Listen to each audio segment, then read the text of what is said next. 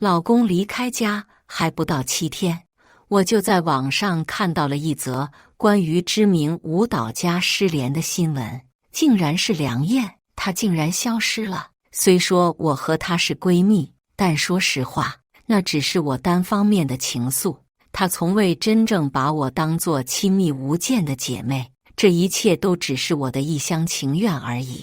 我紧紧地抓住毛毯下的双腿，这双已经麻木的腿，即使用刀砍也感觉不到任何疼痛，更别提平日里那些微不足道的触碰了，我根本无法感知。大家好，开始今天的分享之前，希望你能给人间烟火点个订阅，我将会分享更多优质的内容。想当初，我这双腿也是健康有力的，可如今却成了这般模样，真的挺让人心疼的。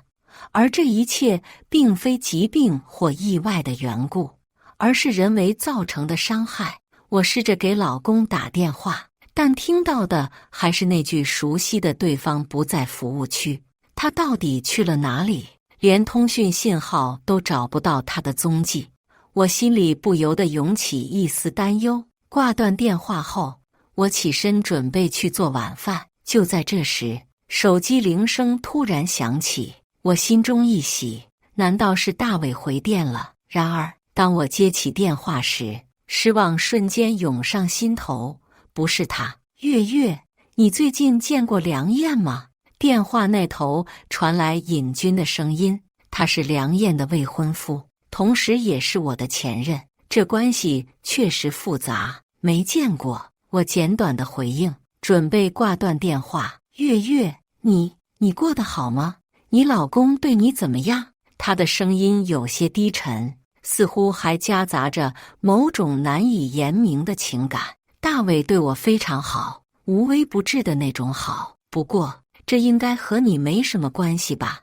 我说话时声音略带沙哑，没给他继续追问的机会，直接挂断了电话。我紧紧地握住手机，手指关节因为用力而变得发白。回想起1年前，我和尹军还是大家口中的模范情侣，而梁燕则是我最好的朋友。然而，我万万没想到，他也对尹军情有独钟，甚至到了痴迷的地步。在一个雨夜，梁燕把我约了出来，说只让我一个人去。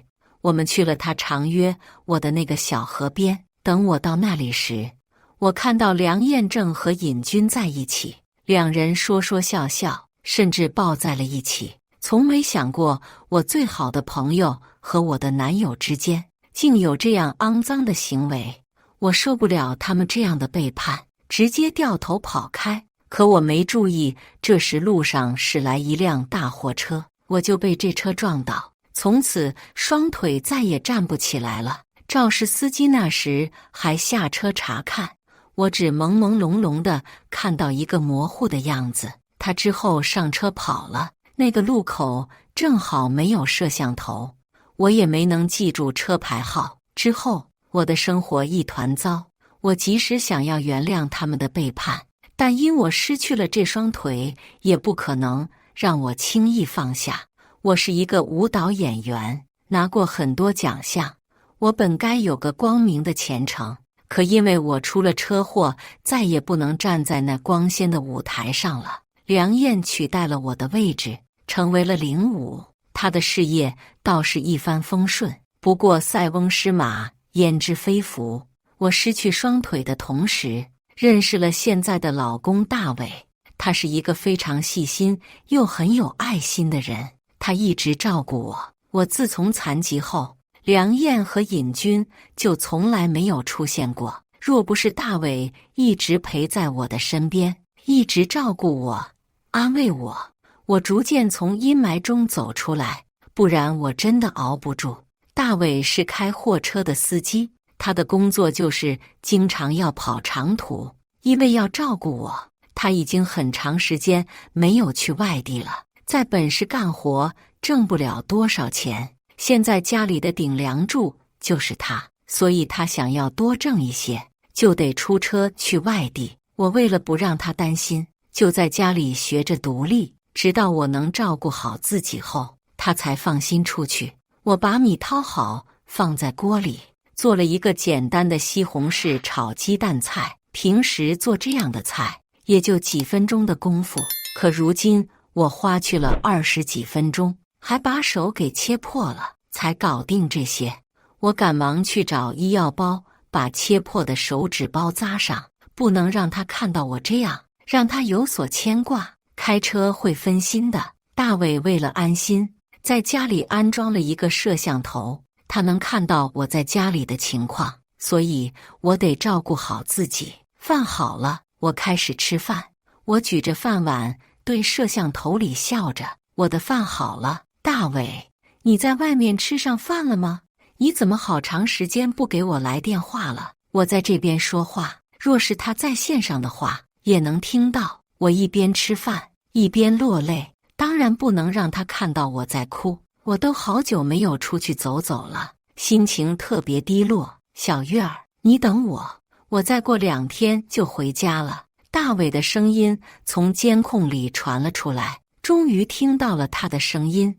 我一直悬着的心在此刻放了下来。真的吗？太好了，我去买你爱吃的鲈鱼，给你做烤鱼吧，让你尝尝我的手艺。行，你做什么我都爱吃。我清晰地听到了他在那边的声音，声音中还带着笑意。我听到了一道很微弱的女人声音，只是那声音有些模糊。大伟，你在和谁在一起？我看不到他那边的情况，我心里很着急。没呀，就我一个人。哦，我在听一部广播剧。说罢，他就将那背景音乐关掉，果然安静了很多。我还以为你和哪个女人在一起，我打趣地说道。说什么呢？这个世界上我就有2个女人，一个是你，一个是妈。我们挂断了联系。大伟很内向，不像那种很擅长交际的样子，他的朋友很少，我也没看他身边有谁过，更别提是异性朋友了。在他和我联系后的第2天，他确实回来了。我看到他风尘仆仆的样子，脸竟然瘦了圈，有些心疼。大伟不是那种长相帅气的人，都算不上五官端正，其实他长得有点凶悍，不过就是这种不起眼的人，他却对我极其温柔。相比尹军，他的长相极其帅气斯文，可以和那些流量小鲜肉媲美。可他呢，最后还是喜新厌旧，伤害了我。所以我总结出一个道理：好看的男人都是靠不住的。大伟看到一盘子热气腾腾的烤鱼在我的腿上放着，他连忙跑过来接。哇，这么烫！他连忙把盘子放到了桌子上。我哈哈地笑他：傻瓜，明知道自己不行还来接，你放在我的腿上，我感觉不到烫啊。说完这话，我立刻沉默了。屋里的空气似乎在这一刻突然抽离，感觉心口好像堵进了棉花。你这鱼烧得有水平，我这回出去一趟，你真厉害，会做这些菜了。他走进来洗手，也帮我端饭菜了。终于家里热闹了起来。大伟回来后，这里像家的样子了，我的心也踏实很多。大伟吃饭的时候，他往那鱼上撒一些胡椒面，我还是第一次看到他这样吃。他不是一直都不喜欢吃胡椒吗？这样好吃吗？我试探地问了问。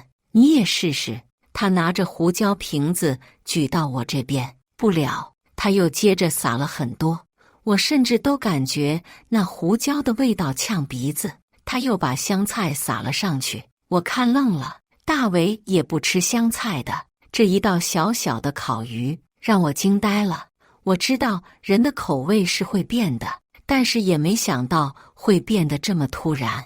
我心中萌生起一种异样的味道。饭后，大伟给了我3000元，他说还有一部分工钱没给，等过几天再给我2000元。看着这沉甸甸的钱，我只感觉烫手。这个是你挣到的，你就自己留着吧。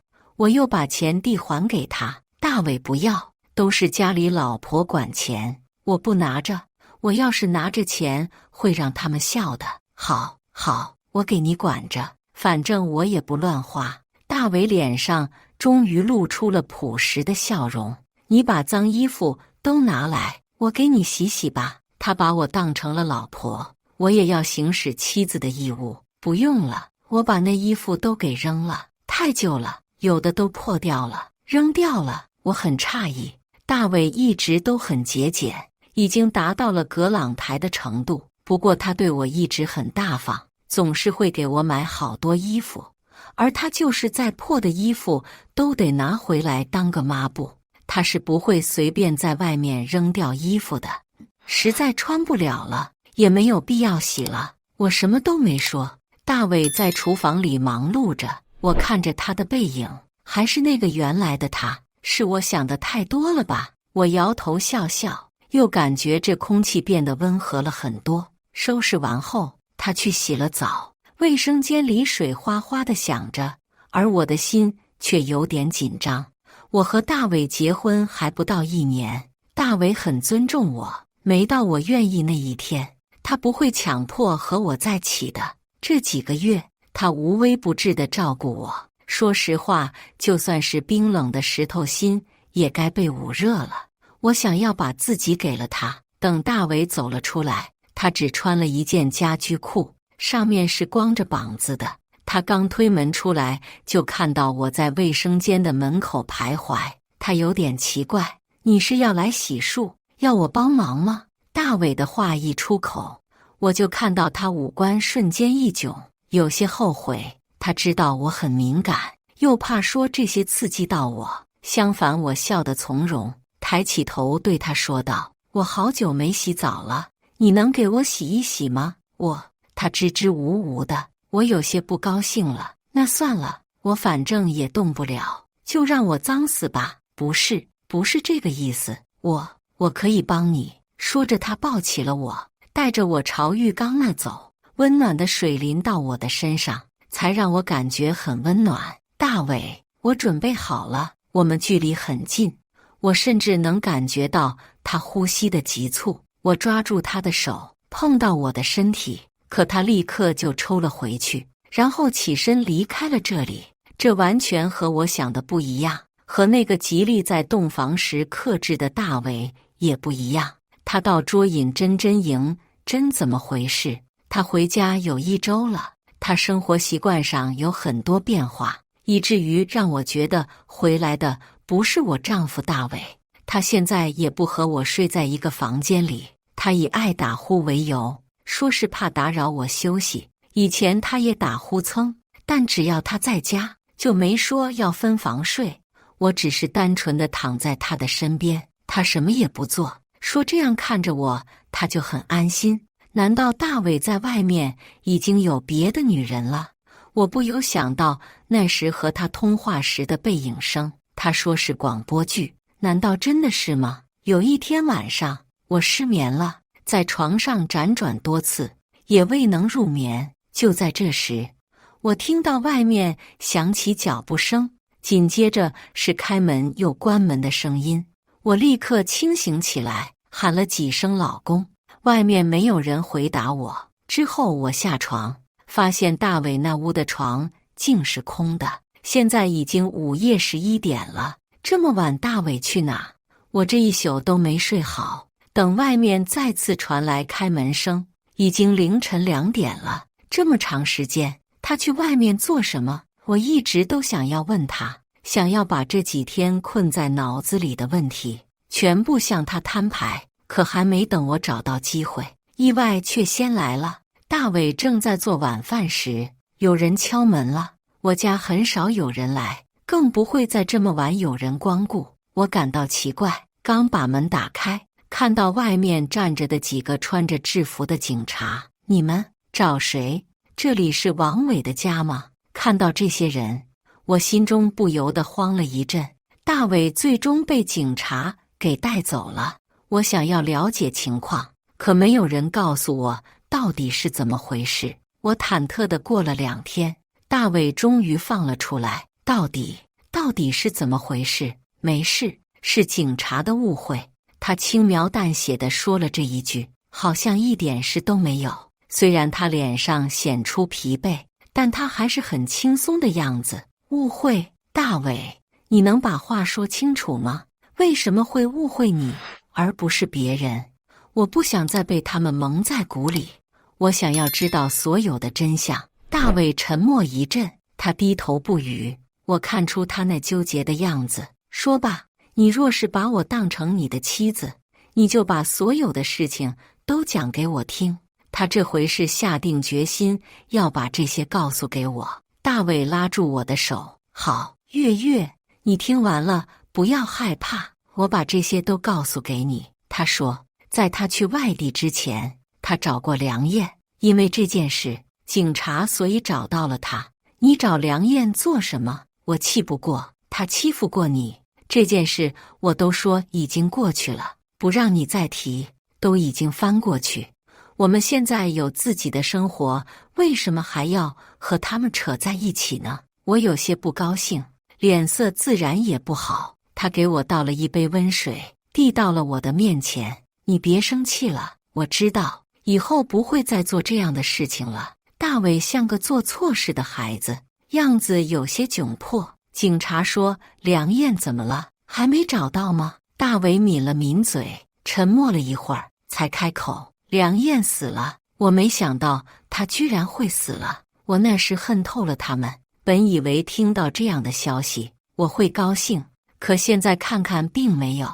大伟小心地看着我，他生怕我会生气或心情低落，但是事实并不是如此。我很坦然地面对，大概我释怀了，他们是他们，我是我，我还要过好自己的生活。他也常常松口气，月月，今天想吃什么？我给你烧啊。他也高兴起来，我想吃糖醋小排。好，让你尝尝我的手艺。这一顿饭后，大伟又去跑长途了，这回大概有5、6天之久。他走后的第一天，我出去了，去银行取钱。这还挺巧，无意中让我看到了一个熟人，是我最不想看的人，尹军。看到他的时候，他整个人瘦了一圈，看来突然的变故对他的打击很大。月月，你还好吗？他看到我时问了我这一句，这是他第2次和我说话，第2次问了同一句话，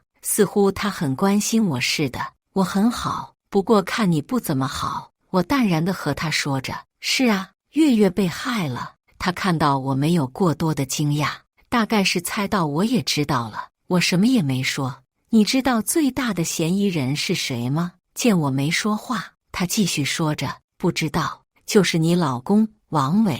警察没有找他吗？他没有嫌疑了，他已经跑长途去了。燕燕在出事之前和你老公见过，那怎么样？同一个城市里遇见也是有可能的，那不是偶遇，你也知道的，对不对？他说话是那种咄咄逼人的架势，让我很不喜欢。尹军以前和我在一起的时候，他可从来没有用过这种语气的。尹军，连警察都不怀疑我丈夫了，你这样一段是不是有些太欺负人了？我有些生气，并控制电动轮椅准备离开。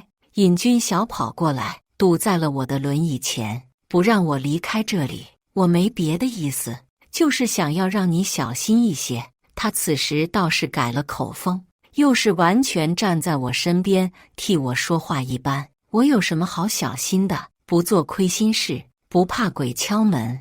我冷冷地盯着他，这句话就是说给他们听的。尹军不好意思，没再阻止我离开。我绕开了他，离开这里。我回家的途中，总感觉有一双眼睛跟着。在我转到一个胡同拐角时，我停在了那里，身后跟着我的那个人走了来，正好和我面对面。他个头不高，年龄不大，和我相仿，梳着一个干净利落的短发，脸很白净。我不认识他。你为什么总跟着我？你是谁？让你发现了。我不是坏人，是刑侦队的警察。我叫宋玲。他的声音很有感染力，让人听起来就很舒服悦耳。但听到他的身份时，我的心慌一下。你为什么要跟着我？你知道梁燕的事情了吧？我点点头，然后立刻又说：你怀疑是我老公做的？宋玲没想到我会那么直接，她先是一怔，随即脸上就带着一抹了然的笑。是啊，你的老公疑点更大。宋玲直言不讳，我倒是为他的率真稍稍产生了好感。可是你们不是已经问询了，还把他给放了吗？你们还是没有证据，对不对？宋玲也点点头，她感到很无奈。我能问问，是什么证据让你排除了我老公吗？宋玲怔怔地看了看我，我从她的眼中看出了惊讶。怎么，没什么？因为你老公和死者手指甲里提取到的 DNA 不一样。那不得了，那不是我老公干的，可他有动机，条件满足，而且最关键的是，被害人在出事前就和他见过。可你都说了，最关键的证据证明不了那是他做的。宋玲哑然，她脸上的神情低落。我也没管他，要离开，我送你回去吧。不用了，谢谢，我早已习惯自己走了。他走了，也没有再跟着我。我提着菜回到了家。这几天我也要慢慢的适应，总得靠自己坚强的熬过来，不是吗？平静的一天过去了，大伟说这回要出去5天，我只能在家里等着他回来。我最近是越来越独立，有很多事都可以自己进行。终于到了第5天，大伟果真回来了。看到他风尘仆仆的样子，我有那么一点点心疼。大伟，快来吃饭吧。我朝他笑着，这回特意给他准备了香菜、胡椒面，知道他爱吃。先不吃饭行不行？啊，不吃饭？你做什么？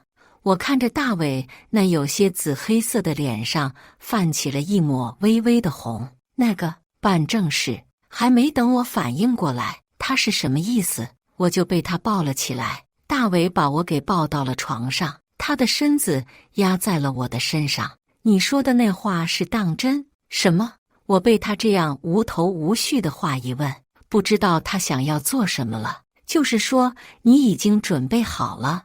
我看到大伟的眼中闪出一点点紧张的味道，他的语气带着探究与询问。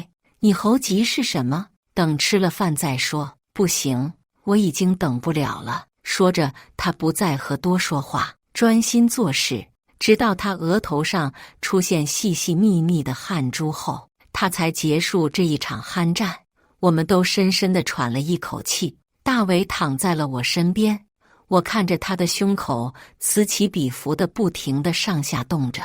我转头看着躺在身侧的丈夫，他到底是谁？这一顿饭吃的我也不是很舒服。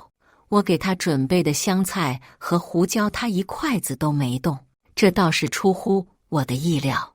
我脑子里猛然闯进来一个想法：世界上真的有一模一样的人吗？如果上次回来的不是我的丈夫大伟，那个人会是谁？大伟，你上回回来给我买的红毛衣，你还记得放哪了吗？我怎么找到了？啊，那个放在家里也不会丢。你要是喜欢，我们明天再去买一件。他正在刷碗，我看着他的背影，心中难免升起了一丝猜忌。上回大伟什么都没带回来，我刚刚那里说也只是为了炸他，而他却没有反应过来。哎，我上回给你买了毛衣了吗？大伟放下了碗筷，转头看着我，那眼神也有几分探究。我愣了片刻，转而露出了一抹尴尬的笑。是我记错了，那应该是大上回的。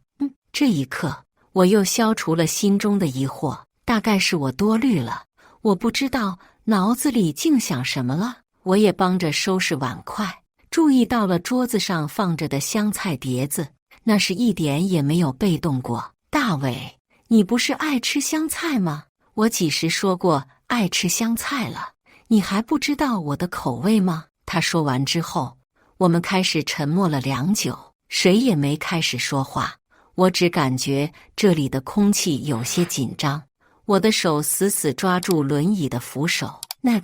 把那个碗递给我一下。大伟回头看着我，我也立刻反应过来，连忙伸手去端着空碗给他，也装作若无其事地走进了房间里。快到你的生日了，你想要什么礼物？大伟又开口了，打破这里的沉闷。我不要什么礼物，你在家能陪我就很好了。生日一年就一次，怎么也要过的。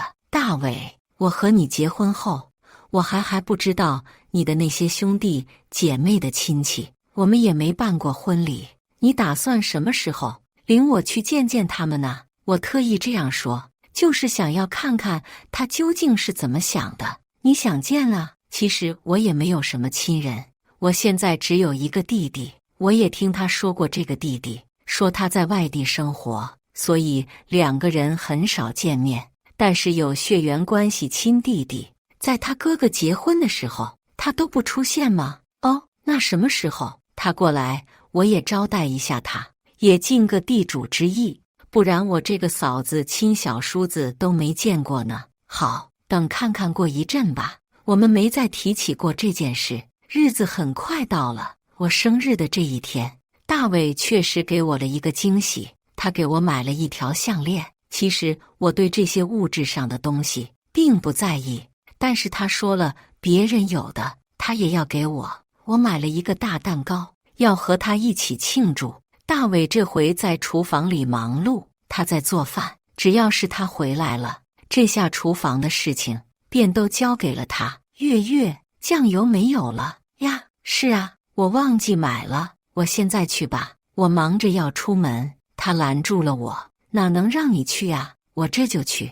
他穿着围裙就要跑出去，我把他叫住，帮他解下了围裙。等我回来，他对我露出了一抹笑容，转身离开。他刚出去，我就打了一个电话，手里还拿着围裙没有放下。只听这楼下传来一道尖锐的刹车声，便听到有人叫了一声：“撞人了！”没想到大伟竟被车撞到了，他被送到医院，还没有清醒过来，看来事态比较严重。我只能等在手术室外，等了很长时间，手术室的灯终于灭掉了。医生，我丈夫怎么样？他还没有脱离危险，今天先观察下，身边得留人。若是他醒了，你立刻叫我们。医生嘱咐完，他们便离开了。我伏在了大伟的床边，迷迷糊糊就要睡着了。不知道什么时候，我感觉头上一阵瘙痒，我这才睁开眼睛。迷迷糊糊中，我听到了有人在我耳边声音微弱地说道：“睡。”只这一声，我便立刻清醒过来。大伟，大伟，你醒了吗？睡。他又说了一声。我看到他的眼睛半眯着，我没有给他倒水，只是从身上拿出了一根注射器，我把那空空一管空气都推进了点滴里。水是没有了，大伟，这就是你最后一口空气了。我的眸子变得冷然了，他死死抓住了我的衣服，眼中显出了疑惑。这都是你应得的。大伟死了，他什么都没给我留下来。出殡后，保险员来到了我家，我给大伟买了意外保险，大概有5000万了，足够我一个人过活下半辈子。番外，我是王伟，一个开大货车的司机。我本以为就会这样平平淡淡的活着，但是有一天我遇到了一位仙女似的女人，她很好看，是我一辈子都高攀不起的。因为看了她一眼，接连几天我都跟着她的身后，没想别的，也就是这样远远地看着她，这样就感觉很好。但是有一天，一个女人找到了我，说有可能会帮我得到月月，我的女神。我真的鬼迷心窍了，因为月月太美了，我知道凭借自己的能力是永远都得不到她的。我真的不想错过这次机会，于是真的就同意了。那个女人要求的很简单，她只让我开车从那条路开过去，就这样。我也不知道就这样怎么能让我如愿，怎么能让我得到我的女神。我照她说的做了，一脚油门就可以了。可这个时候，我踩下了油门，车就飞奔出去。可这时路上突然闯出个影子，我下意识要踩刹车，那刺耳的声音已经划破了耳膜，可车子似乎失灵，根本就不管用。车子是坏的，我把那个女人给撞了。之后我才知道，被我撞的那个女人就是我的女神月月。我终于得到了她，但是我心中一直对她有愧。我想用自己的后半辈子一直贴身照顾她。我并不怕她残疾，以后便是她的腿，带着她去天涯海角，和月月生活几个月。我越来越感觉有家的味道，也非常喜欢这样的温暖。可有一天，我又看到了那个女人，她就出现在海报里，她成了很出名的舞蹈演员。我以为我和她再也没有交集，但是人生喜怒无常，什么不可能都会发生。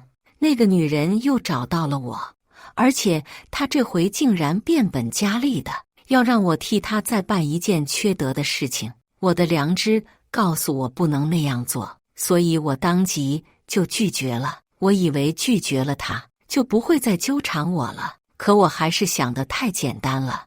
你现在是装什么好人？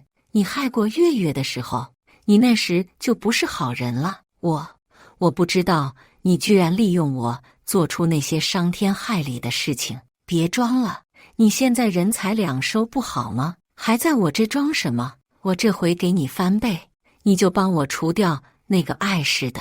我瞪大了眼睛看着她，这个疯狂的女人，我无法想象她为了达到目的，竟然如此不择手段。我不能再帮你做坏事了，你放过我吧。我试图跟她讲道理，希望她能放过我。她冷笑一声，你以为你现在还能回头吗？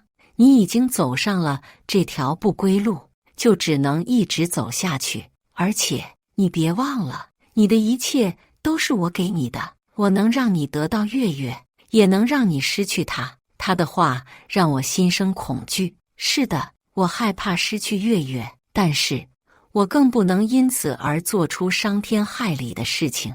我坚决地摇了摇头，不，我不能再为你做事了。我宁愿失去一切，也不愿意再错下去。他显然没想到我会拒绝，脸色瞬间变得狰狞起来。好，你很好，你以为你拒绝我就完了吗？我告诉你，没那么简单，你等着瞧吧。看着他愤然离去的背影，我心中五味杂陈。我知道我惹上了一个大麻烦，但是我并不后悔。我不能为了自己的私欲而做出违背良心的事情。几天后，月月突然生病，住进了医院。我焦急地守在她的床边，看着她苍白的脸色，心如刀绞。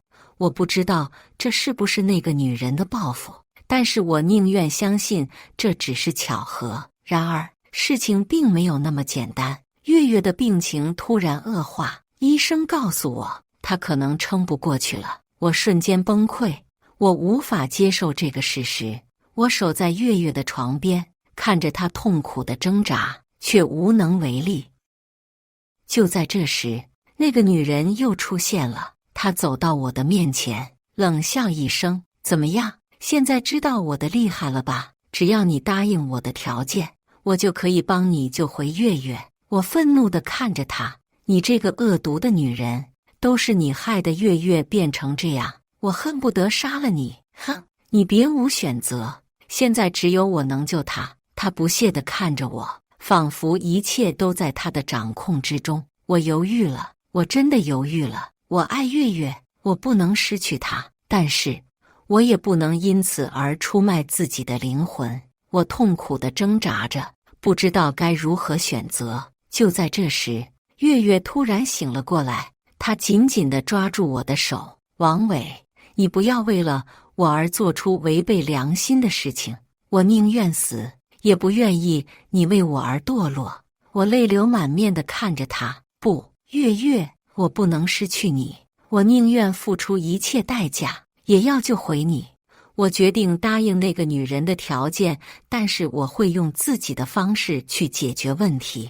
我告诉那个女人，我会完成她的任务，但是必须要保证月月的安全。她他同意了。于是我开始了我的计划。我暗中调查了那个女人想要除掉的人，发现她是一个无辜的好人。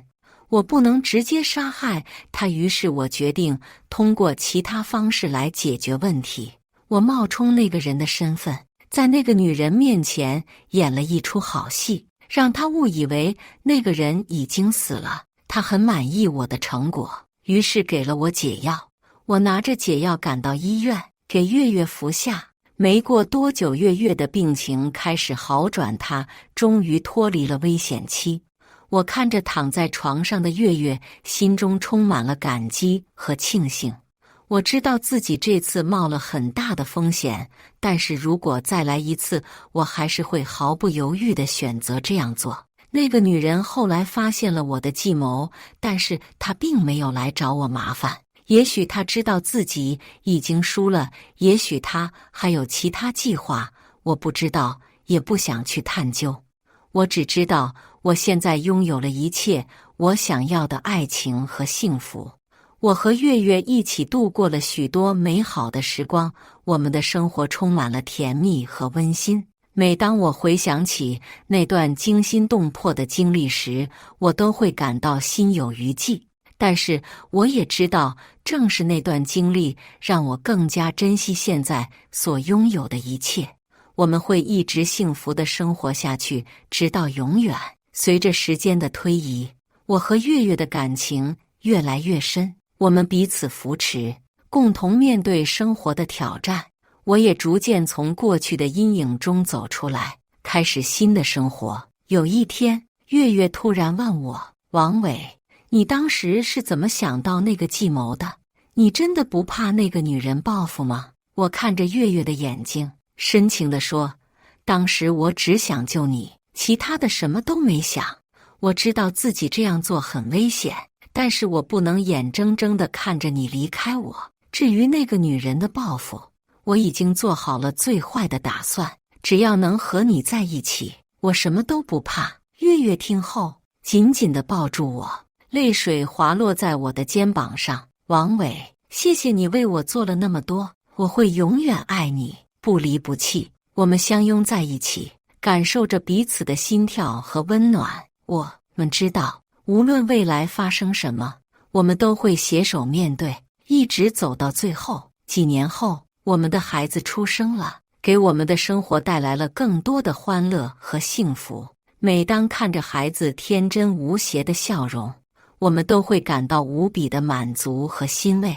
而那个女人也早已淡出了我们的生活，我们不再去想她，也不再提起她。过去的就让它过去吧，我们要珍惜现在所拥有的一切美好和幸福。如今，我们一家三口过着简单而温馨的生活。我们相信，只要心中有爱，无论遇到什么困难和挑战，我们都能够勇敢地面对并克服它们。以上就是今天分享的故事，大家有什么想说的、想吐槽的，欢迎在下方评论交流。也更希望能给人间烟火点个订阅，我将会分享更多优质的故事内容。